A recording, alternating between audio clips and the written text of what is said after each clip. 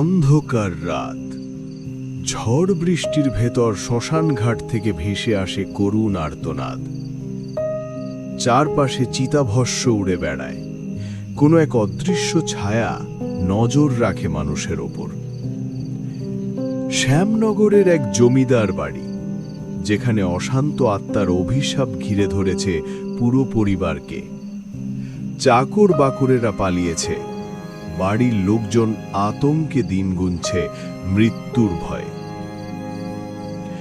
এই ভয়ঙ্কর পরিস্থিতিতে হাজির হন তারানাথ তান্ত্রিক। তন্ত্র, মন্ত্র আর তপস্যার শক্তি নিয়ে তিনি নামলেন এক ব্রহ্ম পিশাচের বিরুদ্ধে।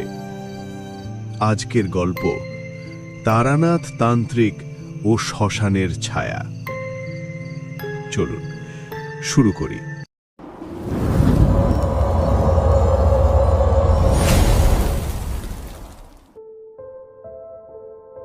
কলকাতার বাগবাজারের পুরনো বাড়ি, দেয়ালে ঝোলানো তাবিজ, শঙ্খ, রুদ্রাক্ষ, টেবিলে ছড়ানো অদ্ভুত সব বই, যার পাতাগুলোতে মন্ত্র আর রহস্যময় চিহ্ন। ঘরের ভেতর ধূপের ঘ্রাণ, কোনো কোনো সময় ধোঁয়ার মধ্যে অদ্ভুত সব আকার ভেসে ওঠে। এই পরিবেশের মাঝেই বসে আছেন তারানাথ তান্ত্রিক।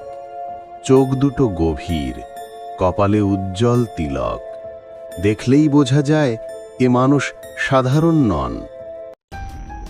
ঠিক তখনই দরজায় অদ্ভুত টোকার শব্দ। কেউ যেন কাঁপতে কাঁপতে দাঁড়িয়ে আছে। ভেতরে ঢুকলেন এক ভদ্রলোক, চোখে ক্লান্তি, গলায় ভয়। তিনি বললেন, আমার নাম দীনেশ চক্রবর্তী। আমি শ্যামনগরের জমিদার বাড়িতে থাকি। আমাদের বাড়ির পাশেই শ্মশানঘাট, কিন্তু গত কয়েক সপ্তাহ ধরে রাত নামলেই অদ্ভুত সব ঘটনা ঘটে। কেউ শঙ্খ বজায়, আবার করুণ আর্তনাদ শোনা যায়। হঠাৎ হঠাৎ জানলার ফাঁক দিয়ে উড়ে আসে চিতাভস্ম। চাকর বাকরেরা পালিয়ে গেছে, আমরাও আতঙ্কে আছি।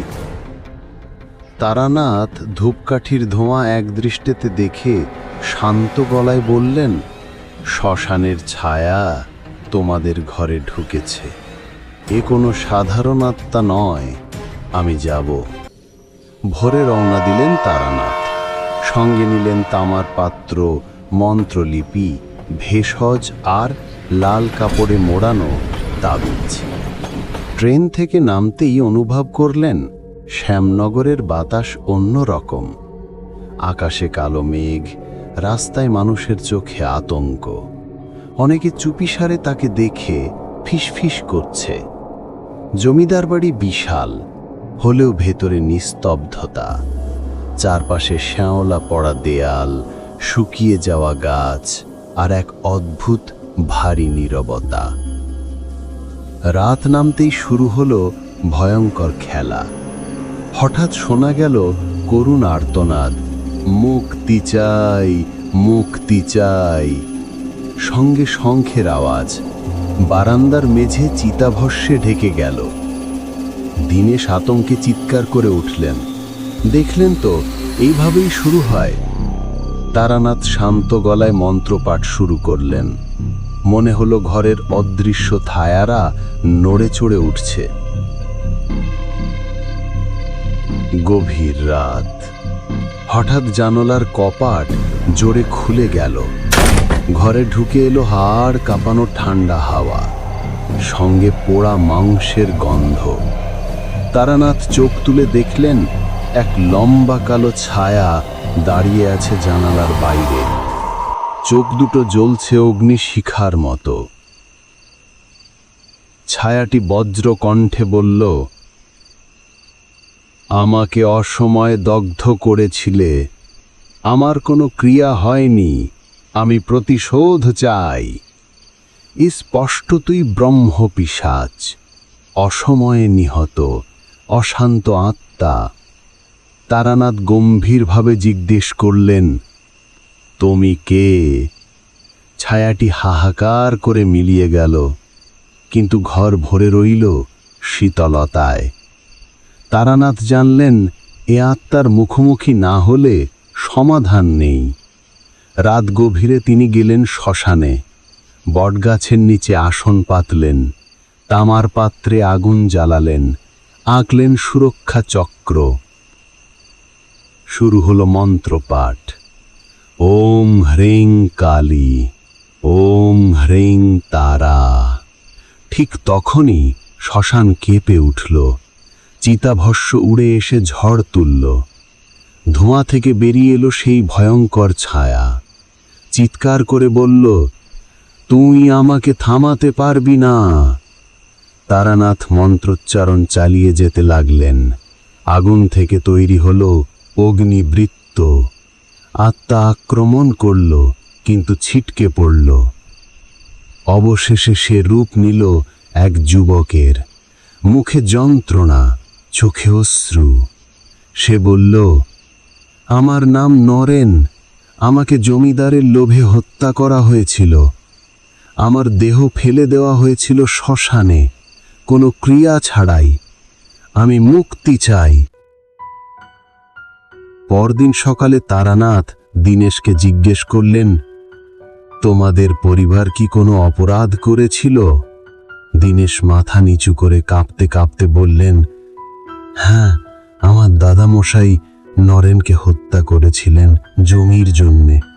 আমরা সত্যিটা চেপে গিয়েছিলাম। তারানাথ দীর্ঘশ্বাস ফেলে বললেন, তাহলে এ আত্মা তোমাদের বংশের অভিশাপ। মুক্তি না দিলে শান্তি আসবে না।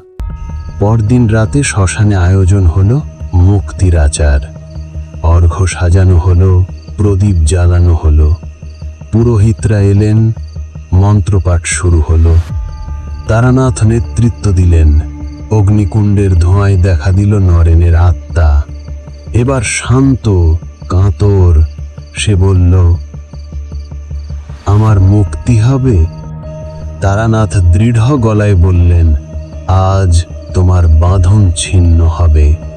মন্ত্রপাঠ চলতে থাকল। হঠাৎ চারপাশ কেঁপে উঠল। কুকুররা চিৎকার করতে লাগল। বাতাস ঝড় তুলল। কিন্তু মন্ত্রের শক্তিতে ধীরে ধীরে আত্মা মিলিয়ে গেল। শ্মশান শান্ত হলো, বাতাস হালকা হলো। জমিদার বাড়িতে আবার শান্তি ফিরল। চাকর বাকরেরা কাজে ফিরে এলো। দীনেশ কৃতজ্ঞতায় তারানাথের পায়ে মাথা রাখলেন। আপনি আমাদের অভিশাপ দূর করলেন। তারানাথ শান্ত গলায় বললেন, অন্যায়ের ফল একদিন না একদিন ফেরত আসেই। মৃতকে অসম্মান করলে আত্মা শান্ত হয় না। এরপর তিনি কলকাতায় ফিরে গেলেন। আবার তার ঘরে ধূপের ধোঁয়া, বইয়ের স্তূপ আর রহস্যময় দৃষ্টি, যেন নতুন কোনো অভিযান তার অপেক্ষায় আছে।